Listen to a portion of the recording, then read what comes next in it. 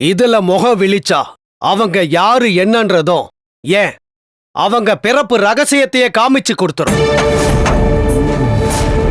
காட்டுல பயணிச்ச ராமர் இந்த தீர்த்தத்துல முகம் விழிச்சுதான் தன்னோட அவதாரத்துக்கான பிறப்பு ரகசியத்தை தெரிஞ்சுக்கிட்டாருங்கிறது ஐதீகம்.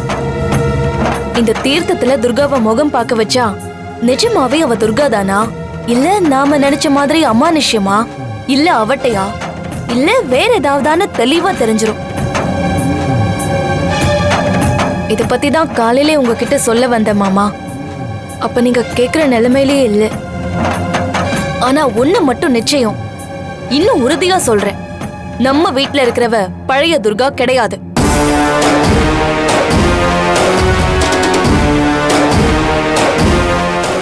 ஆனா இந்த தீர்த்தத்துல அவளை எப்படி முகம் பார்க்க வைக்கிறது? அது அவளுக்கு தெரிஞ்சிராதா? அப்படி இல்லம்மா.